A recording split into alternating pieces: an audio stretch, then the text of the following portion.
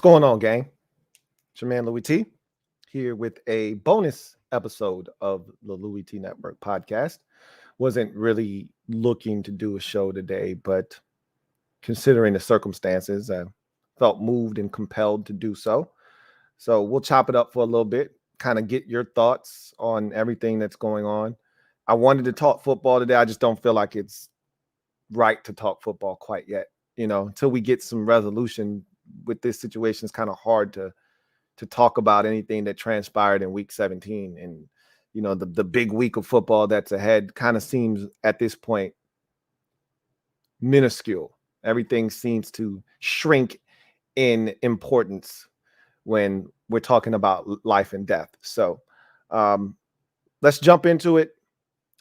Bonus pod coming at you. Louie T Network podcast starts now.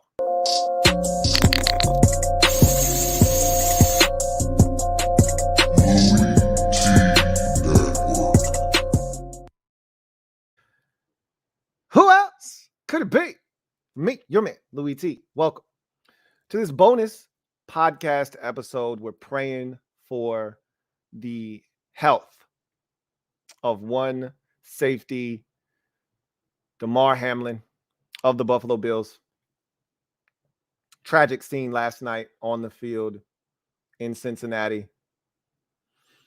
Collapsed on the field. Heart stopped. CPR was administered. Heartbeat was restored. But he has not regained consciousness. It's been sedated. We knew about this all last night. Tube was inserted to help him breathe. And now we just wait. And I'm gonna keep it a buck and some change with y'all. I'm gonna be honest with you. And that's what I do here with you guys. I don't have a great feeling about this right now. I wish I did. I wish I felt better inside about this. But I'm going to speak positivity. I'm going to put that out into the atmosphere. But I just want to say this. Me and my buddy, we talk all the time. And one of the things we like to say is, any news? What's going on in your life? Any new news? And his line usually back to me is, no news is good news. And usually that's accurate. Nothing's changed. I was doing good the last time I spoke to you. I'm still doing good. No news is good news. But there are a lot of instances where no news isn't good news. I think about it like this. If you've got good news, aren't you just chomping at the bit to give it to us? We had this discussion last night. I was talking about how when a guy lays motionless on the field, they strap him to a gurney, they wheel him off into the tunnel, into the ambulance, take him to the local hospital. Right around the third quarter, we hear from Lisa Salters, who comes back and says, hey, XYZ has full movement in all extremities and is looking to fly home with the team later on this evening. And we go, great. That's excellent news. If you don't have that news to give to us, then we don't hear that, right? But when it's good news, you just tell it to us. I liken it to getting a report card. For those of you who have kids of age, then you know this to be a fact. If my report card has all A's and B's on it, soon as my mom or dad walks through the door, I'm dying to get them that report card in their hands. Because I've got really good grades. I want you to see them. But if I have D's and F's on my report card, I'm not really going to make mention of that. You know what I'm going to have to do as a parent? I'm going to have to ask you, hey, weren't you supposed to get your report card today? Let me see it. If there's good news, I'm not having to beg you for the good news. I'm not having to ask you to give me the good news.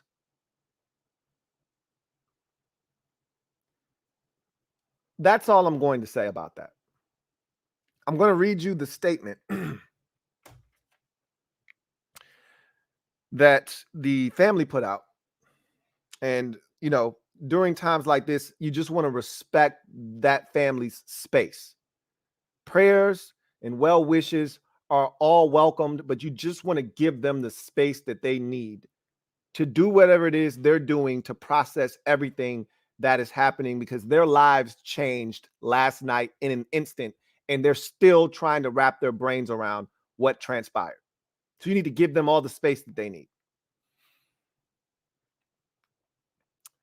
This is the statement that the family put out, essentially. On behalf of our family, we want to express our sincere gratitude for the love and support shown to Damar during this challenging time. We are deeply moved by the prayers, kind words, and donations from fans around the country. All right. The statement continues. We also want to acknowledge the dedicated first responders and healthcare professionals at the University of Cincinnati Medical Center who have provided exceptional care to Damar. We feel so blessed to be a part of the Buffalo Bills organization and to have their support. We also want to thank Coach Taylor and the Bengals for everything they've done. Your generosity and compassion means the world to us. Please keep Damar in your prayers. We will release updates as soon as we have them. Okay. So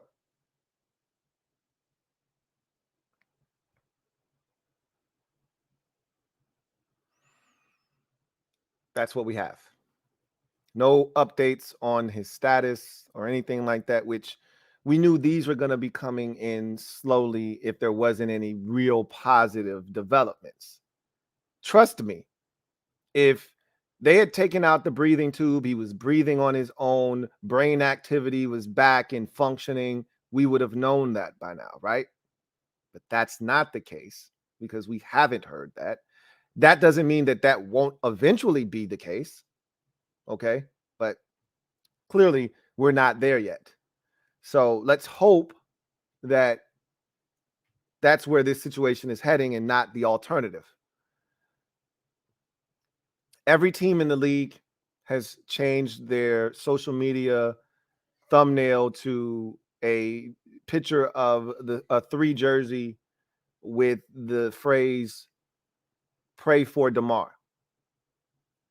So the NFL is showing solidarity in their support for the Buffalo Bills and Damar Hamlin and his family in this very trying time. What I found interesting, we talked about a lot of this last night, and I want to go ahead and put out that disclaimer that I always put out, that if you want to have your comment read, use the hashtag LouieTLive. We'll get to some comments. If you want to have your comment go straight to the front of the line, super chats are the way to do that. We will get to your comments at some point today. Read as many of them as we can, and we'll get out of here. I don't want to waste your time today because a lot of what we said last night still rings true today. Okay. But I found the NFL's response to everything very interesting. We heard from Troy Vincent last night. We talked about some of the comments because everything that happened, we were really, chronicling them in real time last night because everything was so fresh and we wanted to be out in front of everything. You wake up this morning and again, what is the NFL supposed to do? Like, I'm not sitting here trying to shit on the NFL because while there's compassion that needs to be the message from the NFL, they need to be steering away from the conversation of football and really focusing in on the individual Damar Hamlin and his health at this point, which they've done a good job of. But that wasn't the case when this situation first started. And the fact that they're trying to play us like we're some damn fools is comical. It's laughable. Now, here's the thing that bothers me, and I talked about this last night. so I don't want to, beat a dead horse, but they mentioned on the telecast, and this is the thing. Understand that these networks, they don't work for the NFL, but they work closely in conjunction with the NFL.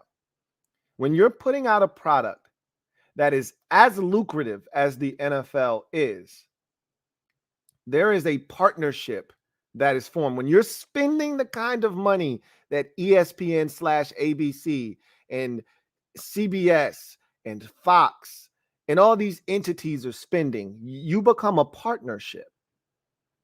So anything that is said by Troy Aikman or Joe Buck during the telecast, where do you think they're getting this information from? They're not just pulling this out of thin air, okay? They've got an official up there who's, giving you his analysis. He's got a direct line to New York. Remember who broke the story last night, who broke the news that the game was being postponed? It wasn't Troy Buck and Joe. It wasn't Troy Aikman and Joe Buck. It wasn't Susie Colbert back at the studios in Bristol, right? It was the official that they have, Perry. He was the one that said, okay, I just got word that they are going to postpone. He's got a direct line to New York. So don't tell me that whole teams are going to have 5 minutes and then don't tell me that shit wasn't a thing, because it was a thing. Or else Joe Buck would not have said that on the telecast. That's where we got it from. Obviously, it's damage control and you're looking to spin it. And obviously, you don't want that out there because it makes you seem insensitive, that you were willing to go play football 5 minutes after the ambulance rolled off the field. Trust and believe that if those coaches had been on board with playing the game yesterday, I don't think, and those players would have been on board. Don't think for 1 second the NFL wouldn't have been on board. That decision shouldn't have been in the hands of the players or the coaches. The NFL should have taken the reins there and said, hey, we're not playing this game. This is over. We got a young man that needed CPR to revive him on the field. This game is over. We'll figure out everything else later. This game's done. There shouldn't have been cell phones being passed around and information being disseminated to let them know this game is over. The official has an earpiece in his ear. Hey, this game's over, dude. Tell the coaches, take their teams back to the locker room. This game's over. We'll figure out the particulars of how we're going to figure this thing out later. This game's done. That's not what happened. So I don't want to hear any of that other stuff. But one more thing. There's been a lot of, back and forth over who said this, who said that, things of that nature. All that stuff is irrelevant. It really, truly is. At this point, it's about Damar Hamlin. It's about his family. It's about those impacted by this. And one day there will be a 30 for 30 about this entire sequence of events. The hope is it's not surrounding the death of Damar Hamlin, but rather just a scary situation that could have been tragic. Either way, there's going to be a 30 for 30 about this one day. How it was handled, everyone that was there, and what they were feeling in the moment. I thought Lisa Salters was one of the rock stars of last night. I thought she was incredible. That can't be an easy job. You're there on the sidelines. You're right there. Like Troy Aikman and Joe Buck, they're all the way up in the rafters. They're not there. They're not feeling that energy. They're not seeing grown men cry and seeing a guy laying motionless. She's right there. She kept her composure. She was cool, calm, and collected. She got as much information as she could. I thought she was outstanding last night.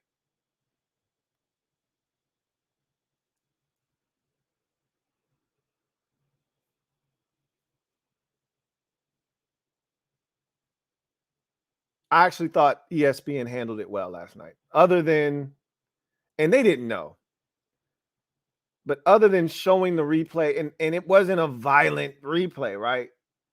But they did show it multiple times because they didn't know he was going to have his heart stop. They just showed us what happened. It wasn't like, I wasn't offended by it. But there are some people out there that are offended by stuff like that. I thought they handled the entire, even showing the replay, because I needed to see it. Live, I didn't see him collapse.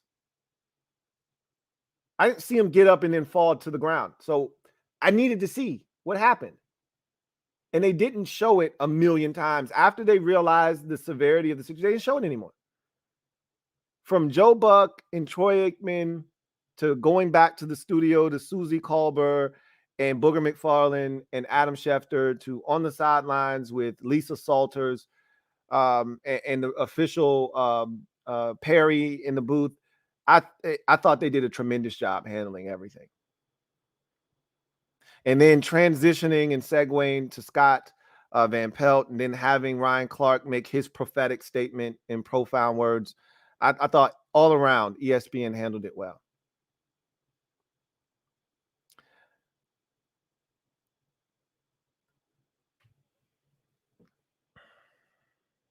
Let's get to the comment section because I want to hear from you guys. I've said enough. I talked a lot last night. I want to hear from you guys and see what you have to say about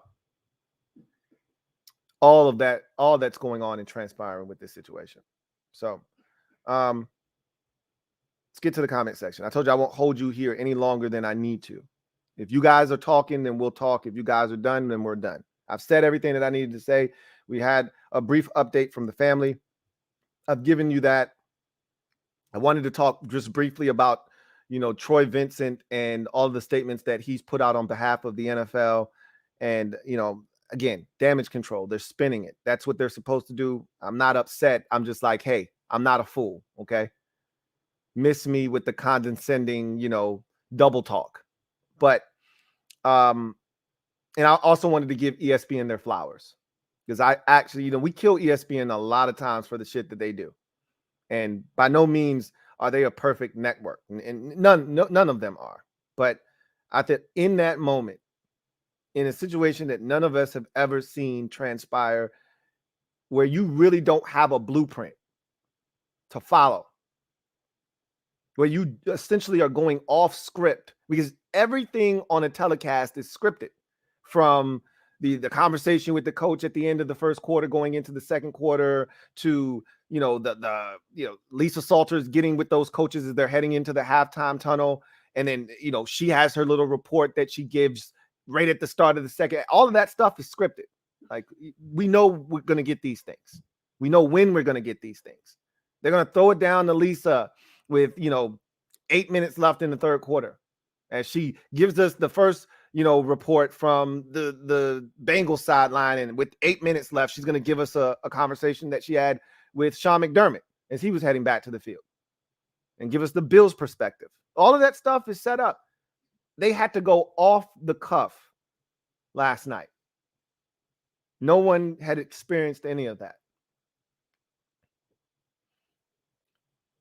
And then let's touch on this charity real quick, because I did this last night, so I'm not going to spend a lot of time, but I love the outpouring of support. I love what these types of situations can bring about. But my message has been and continues to be, I love it. Continue to support. But let's not make tragedy a reason that these things have to occur. My message last night was, Let's not have a death in the family be the reason we get together as a family. Let's have a family reunion. Let's come together for a joyous occasion. Let's do that. Let's not have to come together because Big Mama passed away or Auntie who was dealing with an illness, a terminal illness, finally went home. Let's not come together for that and see each other. Let's see each other because we're seeing each other on the good terms. Family reunion. Same thing here. Same premise applies. I love the donations and the charitable efforts from everyone coming together, because one thing I can say about this country, and it's to a lesser degree now than it was in the past, but tragedy brings us together, unfortunately. A lot of times it takes things like this to happen to bring us together. Not as much as it used to unify us as a country, but you're seeing it again. You know, you're seeing it again here.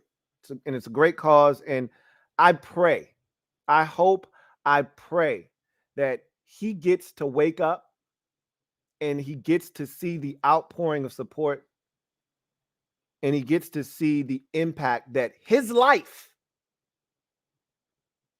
and his charity now has. Because when he suited up to play in that game, he was just Damar Hamlin, former Pitt safety, now of the Buffalo Bills, as a 24-year-old second-year player. He's going to wake up and his entire life is going to change.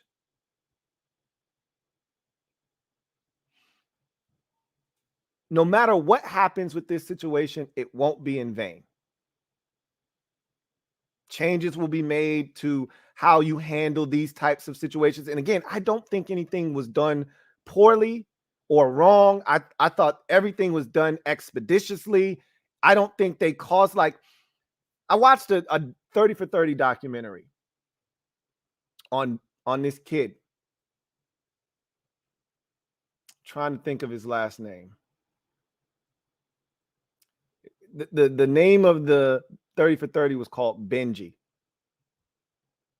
It was this kid in Chicago in 1985. His name is Ben something. I don't remember his last name right now. I don't know why I can't remember his last name, but it's escaping me. I've seen this 30 for 30 at least 3 times. Fantastic basketball player. Goes to the famed Simeon High School in Chicago that produced, guys like, if I'm not mistaken, Derrick Rose went there. The kid that went to Duke. Why am I blanking on his name now? God, I don't know why I can't think of his name. But he went there as well. And there was like this legacy, this tradition. And it started with Ben. All right.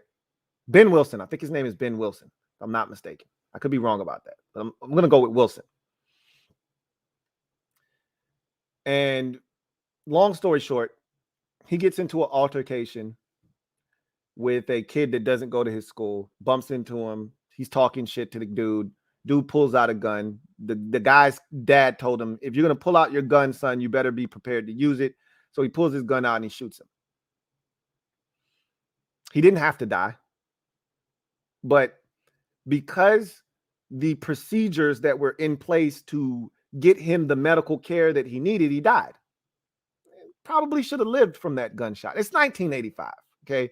A lot of barbaric shit's going on. They're taking this guy to a hospital that's, 40 minutes away when they could have taken him to a hospital that was 10 minutes away.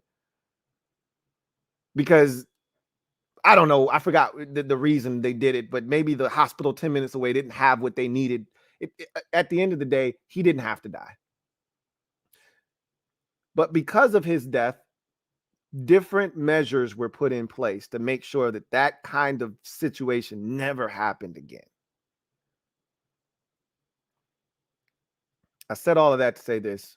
There will be things that are put in place to make it even faster, to make these medical professionals even better for a situation that may occur like this.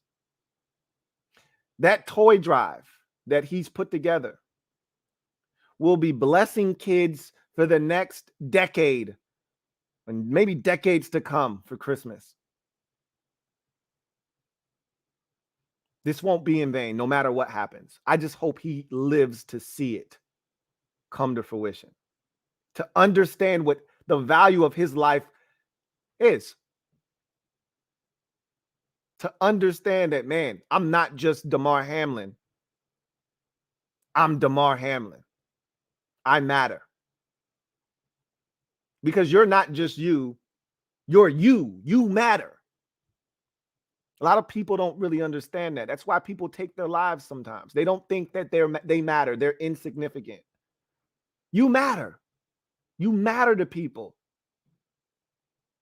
So, anyway, I digress. Let's get to the comment section. And let's see if I have any comments. Kevin at PRF, he dropped the charity again in the comment section. So if you want to support the toy drive, the GoFundMe, there it is, right there. Just click the link and give what you can give.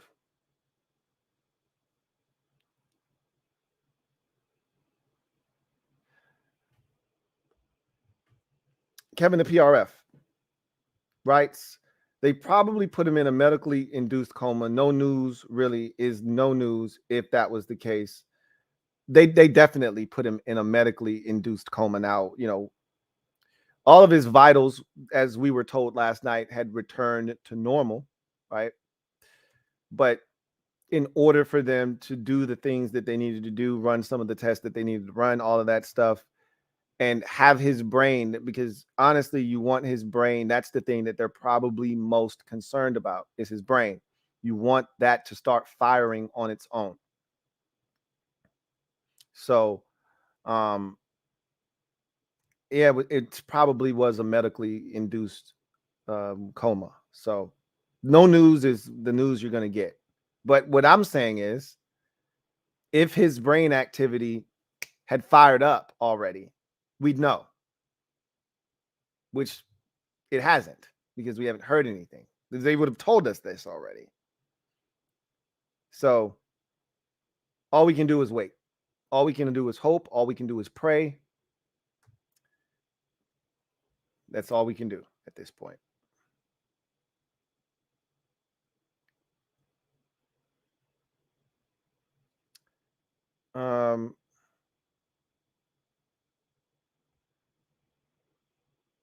Pac-Man D3 writes, that report is from the ESPN beat writer who was reporting last night and this morning. So I'm assuming that goes with this comment here.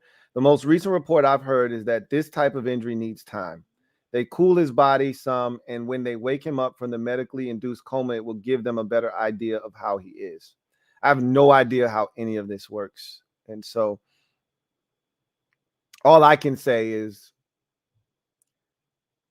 in these moments, your brain is allowed to wander. And a lot of times it doesn't necessarily go straight to the most favorable outcome. We're humans. Okay.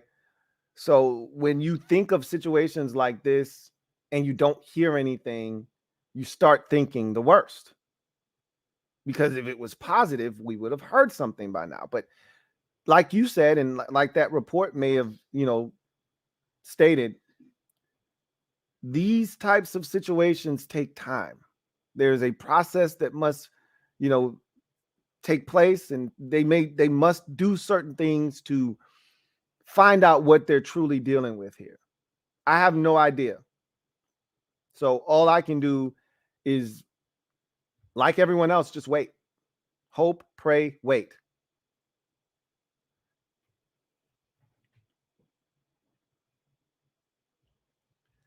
Gormund Garden writes, prayers for Damar and his family. Apparently his mother was at the game. Yes, she was at the game.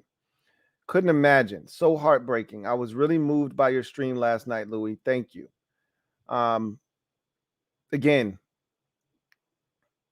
that one took a lot out of me. I'm not going to lie to you, because anytime I talk about my guy, Landon Webster Chambers, it takes me back to being 16 years old, just like that. Every single time. And watching that situation occur and how it was playing out, it took me back to being 16 years old, just like that. Grief counselors and all of the stuff that they provided for us, going to his funeral during school, it was surreal. And it all reminded me of, again, how precious life can be. But in that moment, it took me back to being a teammate and how I felt. And looking at those guys on the field and the emotion, the raw emotion that you were seeing, I remember feeling like that. I remember crying before that baseball game. I remember not wanting to play. I remember us as a team saying, F that baseball game. And I remember our coach ensuring us that he was fine. Like, we didn't need to worry. He was in good hands. He was fine. So, yeah, last night was a crazy situation. It was scary watching it, and it definitely conjured up a lot of emotion for me. But I felt like it was my duty to tell my story so that it could be relatable to the situation. And I'm glad that you guys were there to help me kind of get through that, because it's not something that I like talking about a lot, if at all. Like, I couldn't imagine his mom, at that game, seeing her son. I mean, that's any parent, though. Anytime you go to a football game and you're watching your child and your child doesn't get up, there's a sinking feeling in in the pit of your stomach. Your heart drops and sinks, and all you can think of is my, child okay? So, yeah, we talked about this last night. So many different people were impacted by this horrific scene from last night. It's not just Damar Hamlin. It's not just his family. It's not just the Buffalo Bills. But the Cincinnati Bengals players witnessed this as well. T. Higgins was the one that delivered the blow that ultimately, sent this man into cardiac arrest. Like, there's trauma on his end and the Bengals players' end, and all the fans that were there that watched this game. They saw this thing firsthand. They might experience trauma. Like, this is far reaching. And so it's heartbreaking for his mom and all of the family members that were there. It's heartbreaking for the teammates that were on a knee praying for his, safe return to health. It's heartbreaking for the Bengals players that had to watch this transpire. It's heartbreaking for T. Higgins, who probably is beating himself up. It's heartbreaking for everybody. Fans that watched this, the officials that were doing the game. Hell, it was heartbreaking for us at home watching this game. Thank you, Gorman Garden, for that comment. Red Wing 01 writes, remember what I said about T. Higgins? Well, earlier today, I saw Bart Scott blaming the way Higgins hit Damar in the chest. Like, really? Higgins is hurting, and that's what you do? You got to be careful about who you let on TV. And today wasn't the day for them. Like, the messaging across the board needed to be conveyed to everyone that was on television. Understand how sensitive of a topic this is. No finger pointing, at anybody for anything, just sympathy. That is it. That is all. That is the only thing. Compassion and sympathy should have been the reoccurring message over and over and over again. I don't watch any of those shows, so I can't tell you what was said or how the message was delivered. I can only go off of what you just told me. And if what you just said is accurate, and I don't doubt that what you're telling me is 110% accurate, if in fact that is what occurred, I'm not a cancel guy. I'm not, you make a mistake, he should be fired. If Bart Scott made a case for the way T. Higgins delivered the blow as to why this transpired, he should be fired. Because those words, if T. Higgins is watching, those types of words can drive someone to do something that they may not have done before. Guilt is a real thing. Shame is a real thing. These are emotions that eat away at you.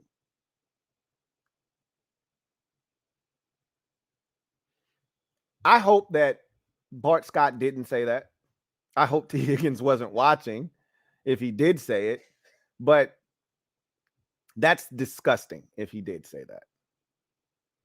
Disgusting. Despicable. There's no place for it. And again, that's irresponsible for Bart Scott to say something like that. And I'll take it a step further, because you put him on television. That's an irresponsible act on the part of the network for not making sure that there was a unified understanding that this is how we're going to handle today.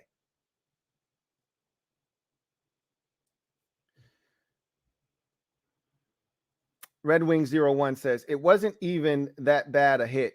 Neither player did anything wrong. It was a routine play. This was a freak occurrence. I just don't see what is being gained by pointing fingers. Absolutely. We went over all of that last night in terms of that was as routine of a play as you'll see in the NFL. It's as routine of a play. And so something triggered something else. It was, a number of different things that probably had to fall in place for what happened to occur. It did, unfortunately. But again, no finger pointing. Even if there was, even if T. Higgins had taken his helmet, crown of it, and stuck it in his chest, we still don't need to be pointing fingers today. And that's not what happened. We still wouldn't need to be pointing fingers today. It doesn't make any sense, and it doesn't benefit anybody. As you just mentioned, there's nothing to be gained by pointing fingers. That is the true definition, the essence of kicking a man while he's down. That man already feels like as bad as one can feel. And you're just going to come over and you're just going to keep kicking him for no reason. I mean, again, like I said last night, some people just don't get it. I don't understand them, and I don't want to understand them. I don't even try. Envision Home DEG writes, that's right. Hashtag Louie T Live, speak to us. You are so well-rounded, my brother. Here's to 25K subscribers coming soon. Hey, MP. It's been a while, man. You switched up the game on me, but it's always good to hear from you, my guy. Always good to hear from you. Indeed, man. Hope you're doing well. Hope all is going well in your neck of the woods.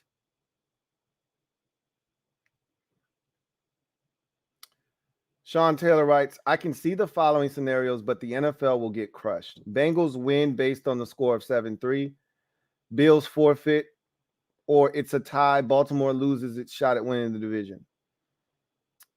I think the best thing for the NFL to do is to just make this a no contest.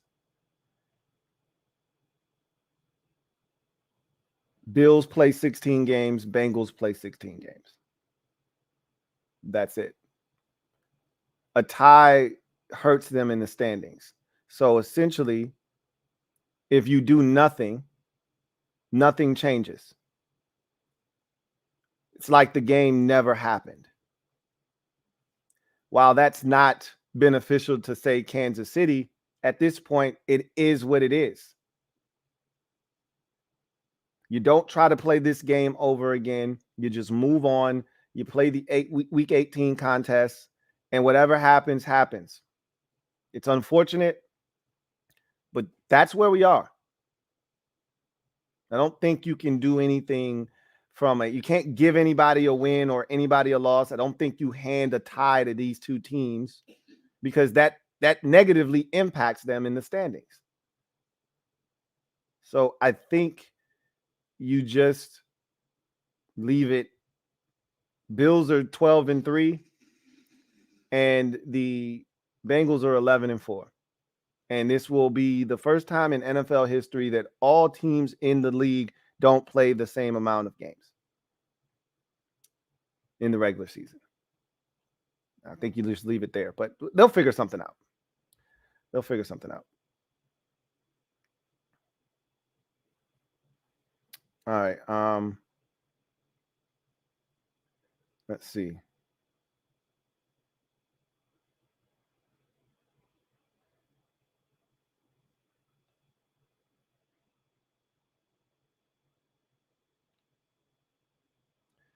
Miss Perry writes, say I love you a little more to those that you hold dear. Call those you have grown distant with and forgive whoever you need to forgive or ask for forgiveness yourself. Well said. And these are things that I promote constantly, whether it's due to tragedy or we get close to holiday time and, I get sentimental, whatever the case may be. These are messages that are often promoted on this channel. And Miss Perry just eloquently summed all of that up. Couldn't have said it any better myself.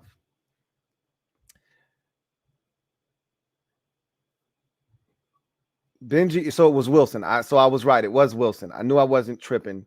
Benji Wilson. They called him Benji. That was the name of the 30 for 30. Ben Wilson. That was the name. And things changed after his death. You hate to see death change have to be brought about because of death, but you always want to make sure that people don't die in vain. So, let's see.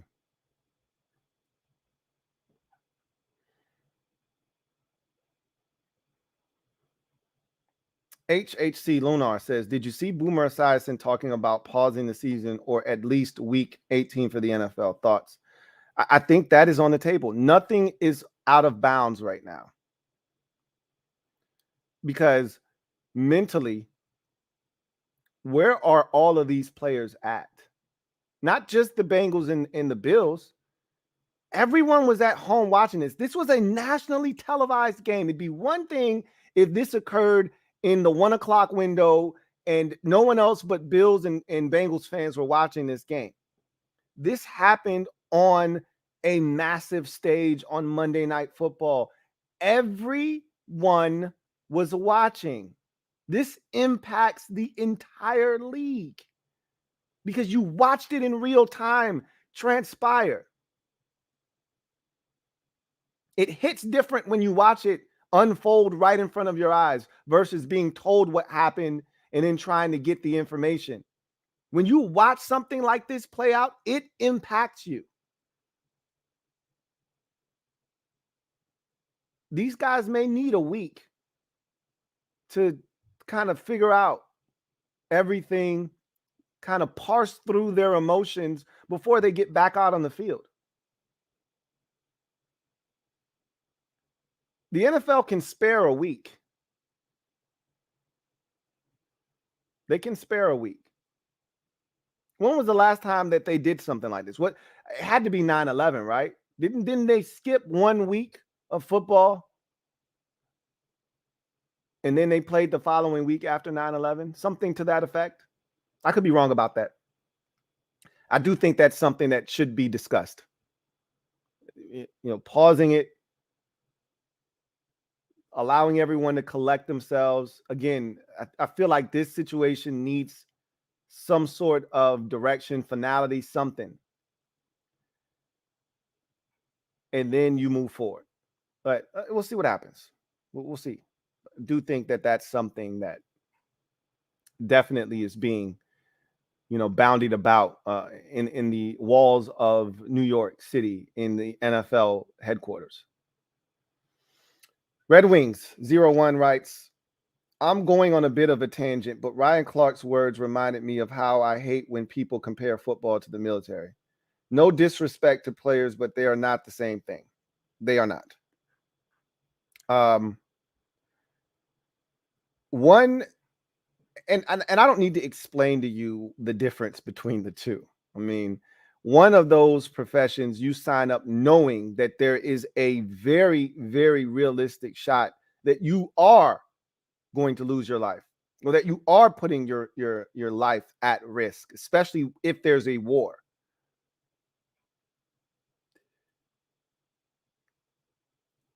Football is a violent sport. It is a gladiator sport. It is a warrior sport. But nobody sits in front of their locker, lacing up their cleats, preparing for a game, thinking that I won't see my family after this. When military soldiers lace up their boots knowing they're going to war, they know that there is a chance that they'll never see their family again, that the two are not the same. We draw analogies a lot because that's what people like to do, and it's easy, low-hanging fruit. But to your point, they're not one and the same.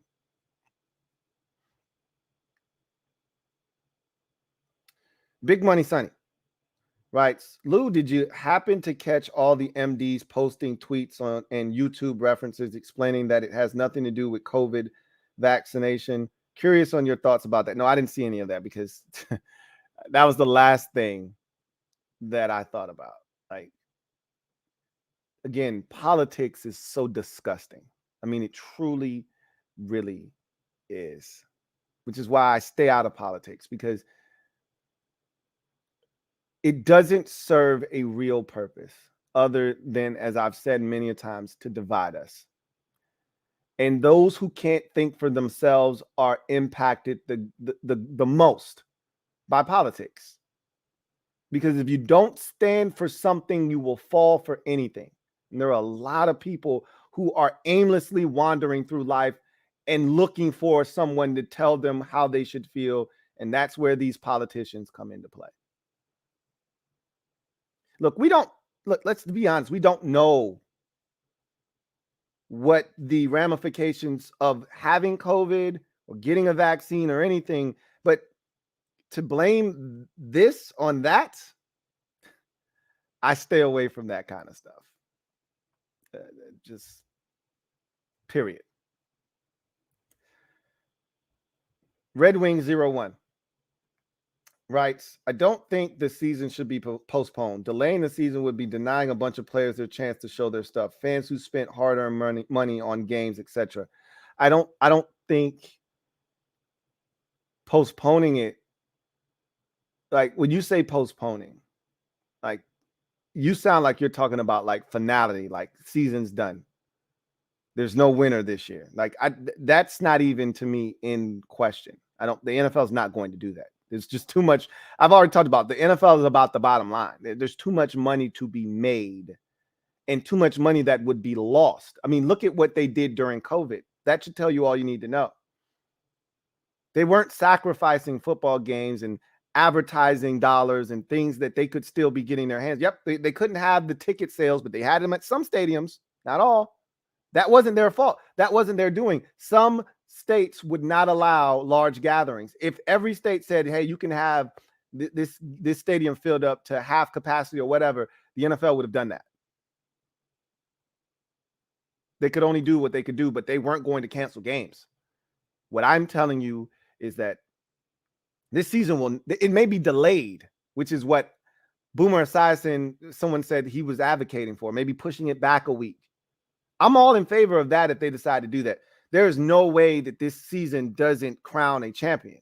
That's not going to happen. I can assure you of that. Okay. They're still thinking about playing this game. This Bills, Bengals game. They're still thinking about picking it up from the 5:58 mark in the first quarter. That hasn't been ruled out yet. So I don't think this season being, canceled essentially. And I think that's the word. When I hear postponed, I'm just thinking delayed. If you're referencing canceled, that's not going to happen.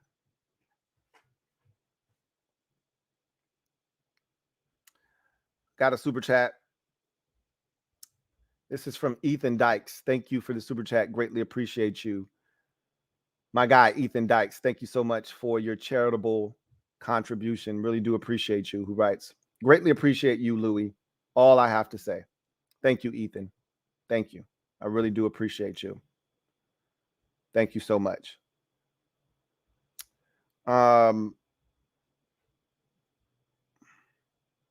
Let's see. Where did we leave off? Right here. Red Wing 01 says, I understand the sentiment of wanting to keep playing and not letting your teammates' efforts go to waste, but this ain't a war. It's a kid's game. You can't ask them to just soldier on. That was the problem I had with last night and the delay in which the postponement of the game took. It shouldn't have come down to the coaches getting together and talking to one another in conjunction with talking to the official. It shouldn't have come to, hey, let's take the players off the field and let's get the two coaches in the tunnel with a cell phone being passed around, giving them a word on. No, it's over, bro. The minute this man had to have CPR administered on the field at Paul Brown Stadium, it's over. Get your players off the field. This game's done. That was the problem that I had, is that it took too long for that to take place. But it is what it is.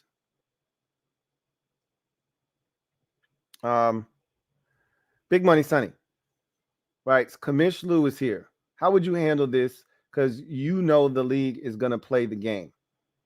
I do think I think they're still going to play this game. In its history, they've never had a season where all of the teams in the league didn't play the same amount of games, and so I gotta imagine that they're gonna find a way to play this game some way, somehow. Again, nothing's off the table right now. Nothing's out of bounds as far as them, canceling this game altogether or, playing it and pushing the season back, like Boomer Esiason mentioned, and having just this game take place and then pushing the rest of week 18 all the way back a week, to properly give these players time to heal and not have them be at a stark disadvantage for their week 18 contest. Because again, understand that these two teams are both in the dead heat of the number one seed overall in the conference. Like, this is a game that could sway the balance of power in the conference. And so I don't think the NFL, if this were the Indianapolis Colts and the Houston Texans, the NFL could easily just say, the hell with that game. Don't worry about it. No one cares. That's not what this game was. So I think they feel like there's an obligation to the rest of the league, specifically the teams in the AFC, Kansas City in particular. I think they feel like there's an obligation to play this game. So I think this game will be played. My guess, and I don't really know what's going to happen, but I'll just throw a couple of darts out.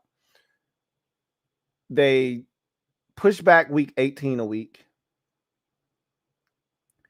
Let these teams play by themselves on the calendar on Sunday. And that's asking a lot, to ask these two teams to go back and lace it up 6 days later. That's asking a lot, man. But I think they're going to play this game. If I were the NFL, I just wouldn't play it. But I think they're going to play this game. So we'll see what happens.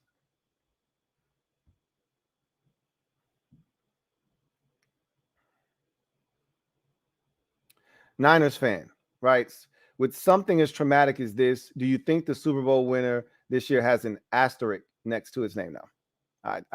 So this is a very traumatic experience, but at the end of the day, we pretty much got a full season off. Like, this didn't happen in week 7 and the rest of the season was compromised. Like, we got a full season. Teams are what they are at this point of the year. Every playoff spot is pretty much spoken for except one in each conference. The 7 seed in each conference is up for grabs. I think every other spot is spoken for. So it's not like we're not aware of who is what and what is what.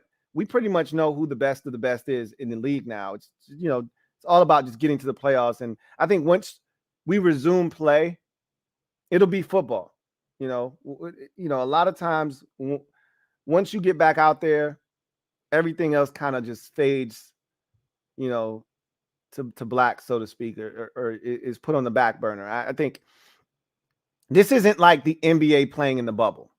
I felt like that was an asterisk championship for the Lakers and LeBron James, because that wasn't a full NBA season. Teams were compromised in the bubble. All the teams didn't have all their players.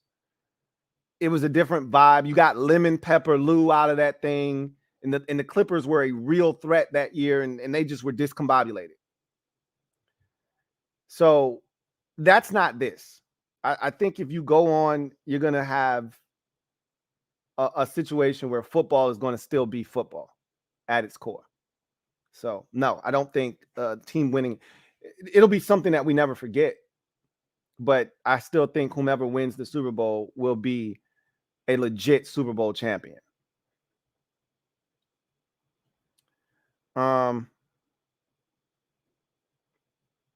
Got another super chat. Swaggy P, thank you for the super chat. Greatly appreciate you. Thank you for being a member of the MOBB. My guy Swaggy P writes, missed your stream last night, but saw it this morning. Thank you for sharing your story. I appreciate y'all for listening. Had a similar situation with a teammate back in high school, and so happens his birthday is today. Prayers up for Damar Hamlin. You never forget those types of situations, And I've always been a huge proponent of our life experiences help shape and mold who we become as individuals. So does the company that you keep. And so that's why those things are so important. So once again, thank you, Swaggy P. And hopefully, I don't know if your teammate passed away or not, but if he did, my condolences.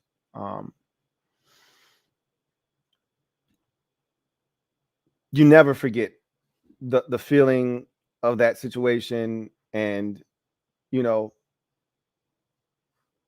always try to make sense of it. I remember beating myself up, for a brief period of time. It wasn't long. I remember just saying, if I would have convinced him to stay on the team, he would have been with us. He wouldn't have been in that car. He'd still be alive. That was the thing that I did, Then I started beating myself up about, well, I didn't say anything that last time that I saw him. Why didn't I say anything to him? Why didn't I talk to him? I mean, dude, you didn't know, right? Like, but these are the things we do as human beings. So I can only imagine, what his teammates, his family members, all of that, what they've got to be going through at this time. It's a tough situation, but, such is life. all we can do at this point is just pray that he's okay. That's it. That's all we can pretty much do at this point.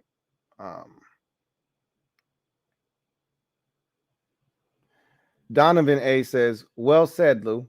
You have more logic and awareness than Washington's whole coaching staff. I mean, this situation has nothing to do with that. It's a totally different situation. But I appreciate you, Donovan. HHC Lunar writes, NFL season has been delayed once, 2001 post 9/11. What did I say? Did I not say that? I said I think they had a break in action for a week.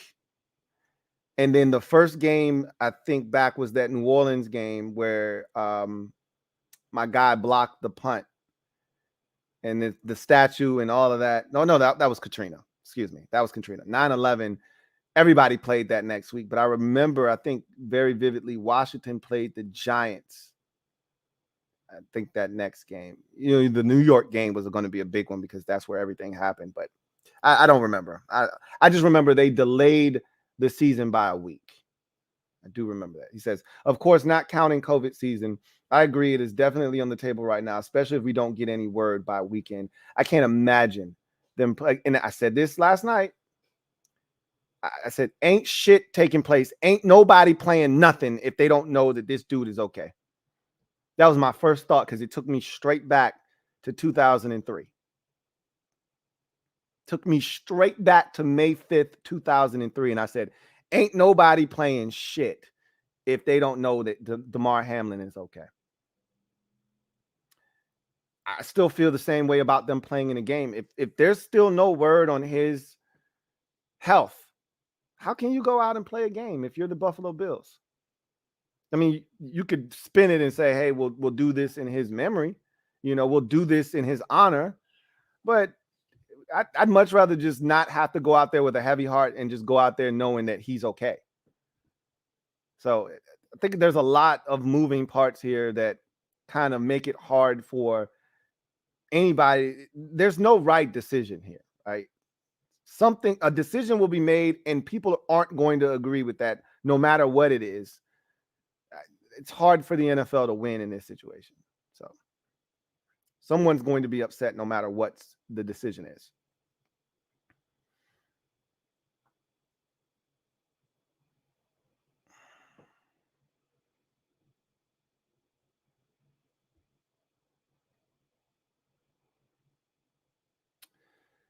Loser the Redskins fan writes, I think there should be no games played this week and that it should be moved to next week. Let the players spend time with their loved ones. To me, that's what makes the most sense. That's what someone said Boomer Esiason was advocating for. To me, that's what makes the most sense. But what makes the most sense doesn't always transpire. And we know that, sometimes the league is not necessarily really looking to do what's in the best interest of the players. Not at all times. Again, it's always about the shield. Red Wing 01 says, I guess I should clarify. By postpone, I meant they'd probably cancel week 18 and maybe move on to the playoffs. But I see your point, Lou. There's no way that week 18 doesn't get played. There's still too much at stake. Teams haven't clinched. Number one seed is available in both conferences. There's no way week 18 is off the table. They will play the week 18 schedule and slate of games. The question is, do they complete week 17 with these two teams doing battle at some point? That's the real question. 18 is not, I repeat, not going to be scrapped. They are going to play week 18 for sure. It's not a matter of if, it's a matter of when. DCJ says, this is my opinion. I understand ESPN and the NFL did their best, but in some cases, and especially some people, example, Skip, wanted to just go and play, it's not okay. Hard to watch sports now. Again, we talked about this last night, especially when it pertains to Skip Bayless. I went and sought out the comment, and I don't think it was as bad as some of you made it sound. Like I thought I was gonna go read it and just be appalled. But what it was tone deaf. It was tone deaf. And hold on one second.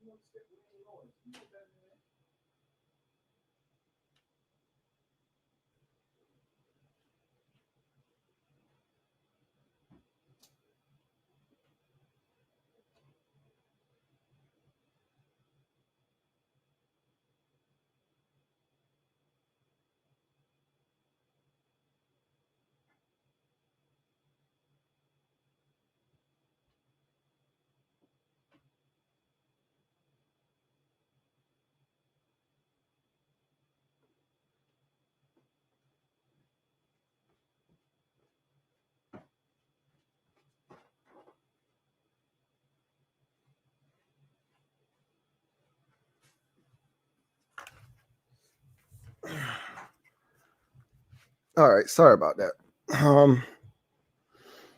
Had a bit of a distraction there.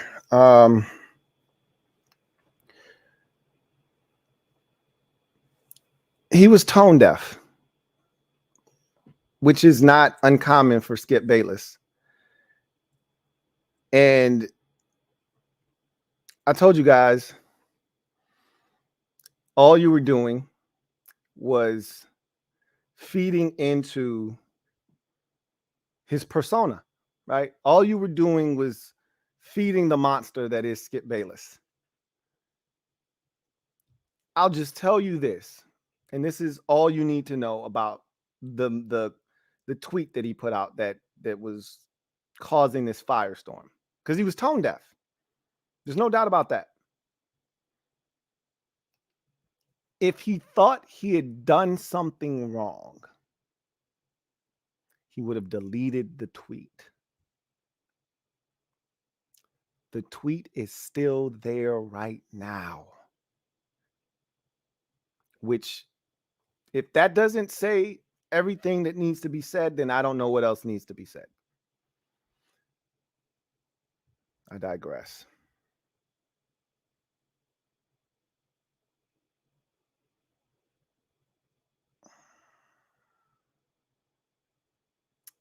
All right. Let's see if we got any more. Loser the Redskins fan says Washington played the Packers on Monday Night Football. The first game, Monday night game since the attacks. I don't remember that game in particular. Everything in that moment is kind of cloudy because of everything that was going on. In my lifetime, that was the first real, oh my God moment, like as a country, where like time stopped and stood still, was September 11th, 2001. I remember exactly where I was. Like, it's one of those moments where you remember exactly where you were, what you were doing when you first found out.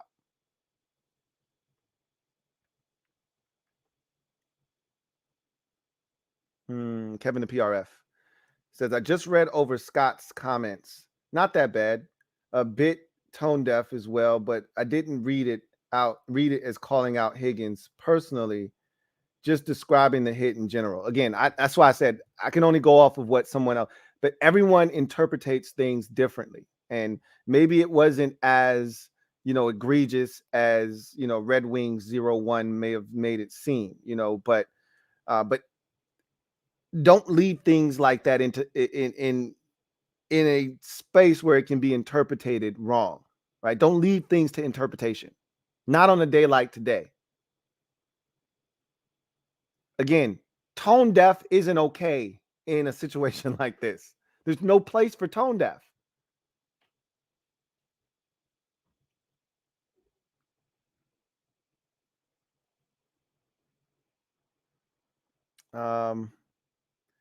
Ethan Dykes says, to lighten the mood, there were some crazy college games over the weekend. USC, Georgia. Don't know if you got to enjoy those. Regardless, prayers up for Damar. I did see them. I mean, both of the New Year's Eve bowl games, the playoff games, both of them were insane. The Michigan game and obviously the Georgia Ohio State game.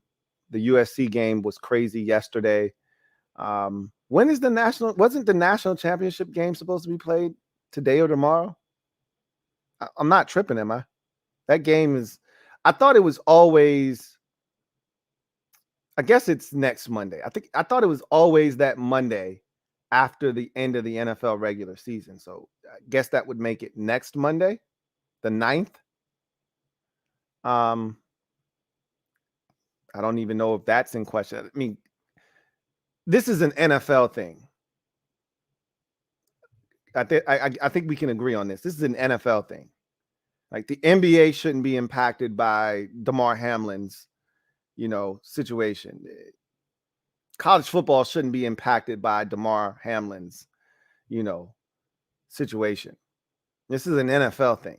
So I'd like to think that national championship game is still going to transpire and take place. I think there's still other bowl games that haven't been played. Those probably will take place and be played. And so, yeah, I think everything is still in the mix for all the other sports. And I did see those games and they were really good.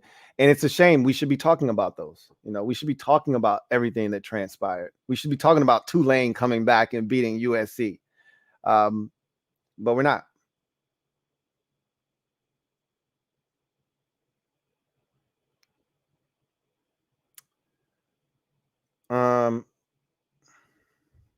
Brown Shoe T2.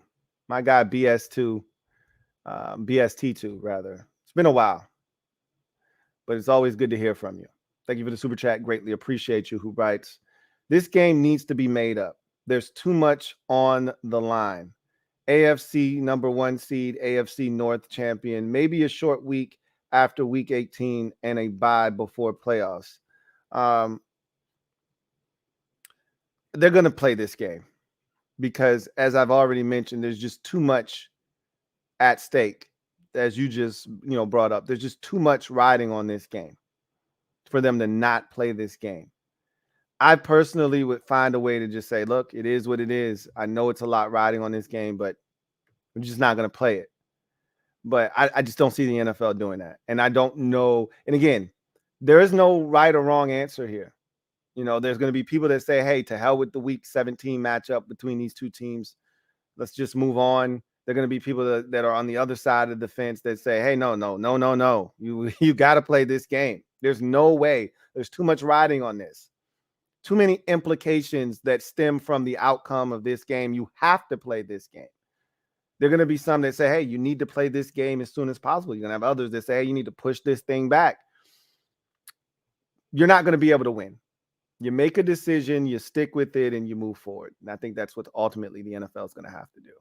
So we'll see what happens there. But to your point, there's a lot that was going to be, either decided or go a long way in helping decide the shape of the AFC playoffs at the top. I mean, there was still a chance that Cincinnati could be the #1 seed after having beaten, Kansas City already. If you beat Buffalo and then Kansas City loses next week, and they beat Baltimore, they're the #1 seed in the AFC. Like, too much is at stake. I get it. I understand. I get it from all perspectives, both sides. For those of you who say, don't play the game. For those of you who say, too important of a game, still need to play the game at some point. I get it on both sides. John Wynn says, I don't know if all the NFL teams are going to play this weekend after Bengals versus Bills game got postponed last night, because I don't see the playoffs and Super Bowl runs. Doesn't matter anymore. I think they're definitely going to play week 18. I just win. Like I said, it's not a matter of if, it's a matter of when at this point. Commando, thank you for the super chat. Greatly appreciate you.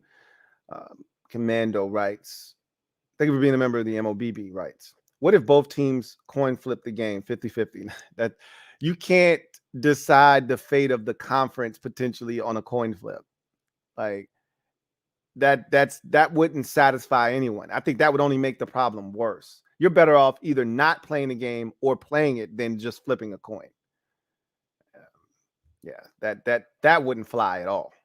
So no, I don't see that happening. But we'll see what happens. Anyway, that's the final comment. That's going to do it for me, your man Louie T, here on this bonus episode of the Louie T Network podcast. It was a crazy, crazy scene last night. One that I don't think I ever expected to see on a football field.